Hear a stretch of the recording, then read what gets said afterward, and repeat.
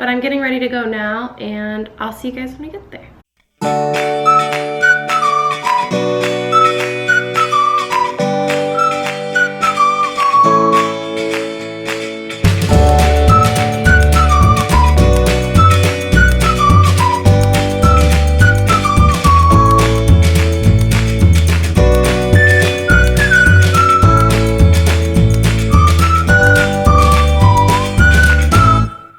Good morning, everybody. I am getting ready to leave for my fertility specialist appointment today. It's in a few hours, but it's all the way up in San Diego, which is about an hour and 15 from where we live.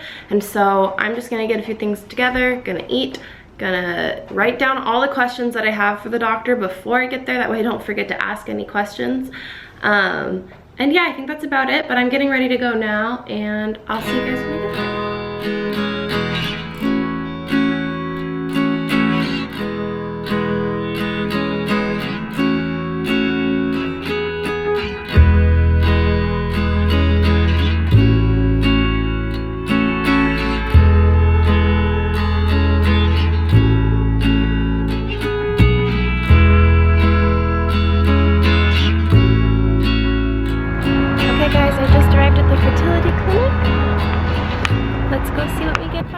Okay, so I'm back home, kind of. I'm not like actually home, but I'm meeting my mom for an appointment. So I'm filming this now just because I don't want to forget anything.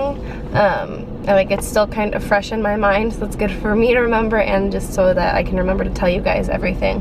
The appointment overall, it went pretty good with my fertility doctor. She's very sympathetic, and I've always liked that clinic. They've always been super sweet.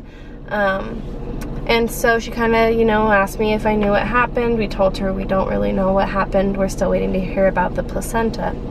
And so some of the questions that I had for her, I wrote down, and she did I think she answered almost all of them. And one of them was, you know, I've always heard that chromosomal abnormalities usually result in either the transfer failing or a miscarriage in the first trimester, not later on at a second trimester stillbirth.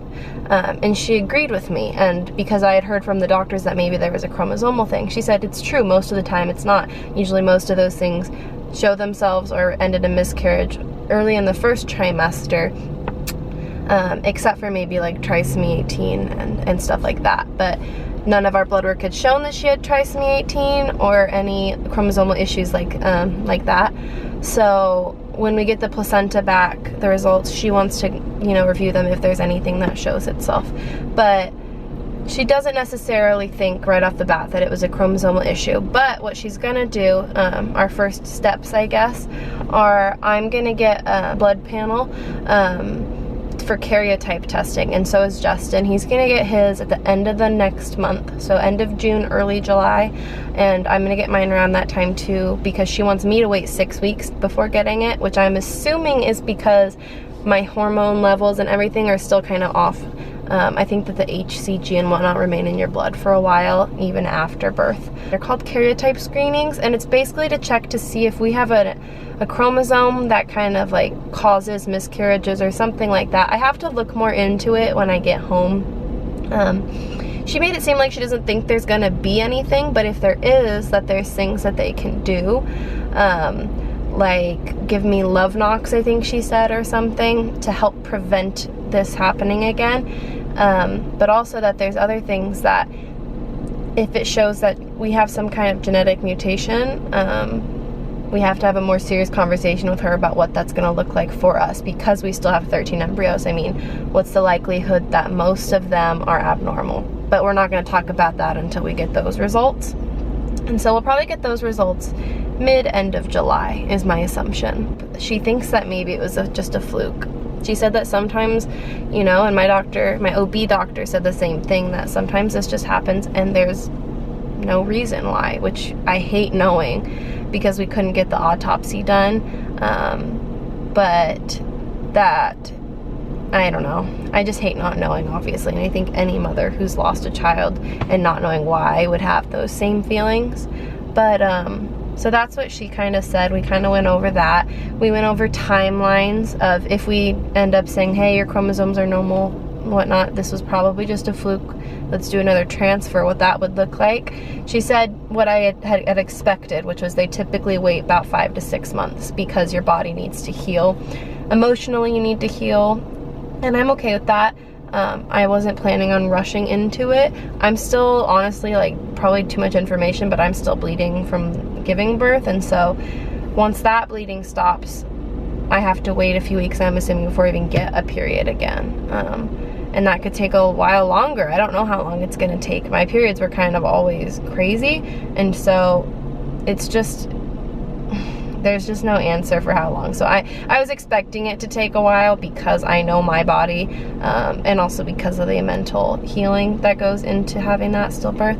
And so we would be looking at a transfer around October, November time again, if all went normal with our chromosome testing. What she meant by we'll have to have a more serious conversation means if, say, we have those issues, we have to decide, hey, do we have to do a whole new IVF cycle with PGS testing, which is where they test the embryos to see if they're chromosomally normal, which obviously we do not want to ever have to go through that again, money-wise, everything-wise. And so that's kind of a scare for us right now.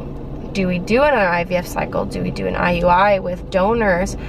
I don't know what that's gonna look like right now. Honestly, right now, we're back in that terrible period of waiting that we were in before we did IVF as well. And that's the worst part of all of this process. It's not the shots, it's not the estrogen pills that they put you on. The worst part of IVF is the waiting process and getting answers. And that's the majority of the answers that I got for now. So our first steps are Justin gets his blood work, I get my blood work, we get the results, we go over those results, and we get the placenta. So those are the 3 things we're waiting on. 3 things: Justin's blood work, my blood work, placental chromosome testing, which all 3 of those might show nothing. We have no way of knowing, but we will continue to update you guys. I also post a lot of updates from our journey, usually on my Instagram page, which is linked, always has been linked in the bio if you guys are interested in more like, not as detailed updates, but quicker updates, I guess. You can always check that link below. Oh, I wanted to get your guys' advice. I don't know if it's a mother's thing, when they've gone through a loss like this. I heard about this and I totally related to it when I was watching Ellie and Jared's vlog.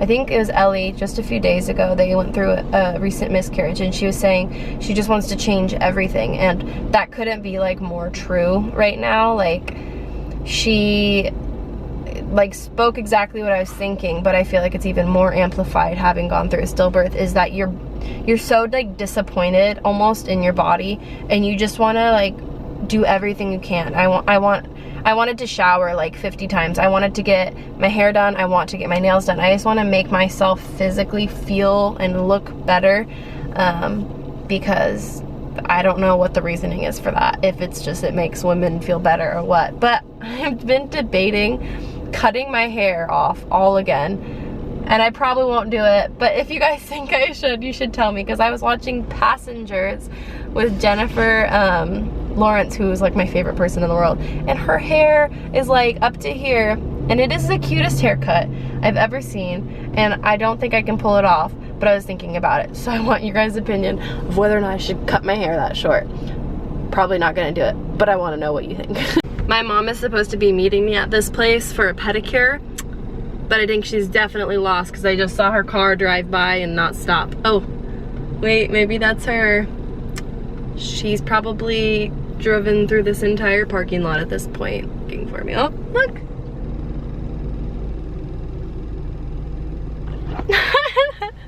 Okay guys, I'm home now and I'm gonna just go inside.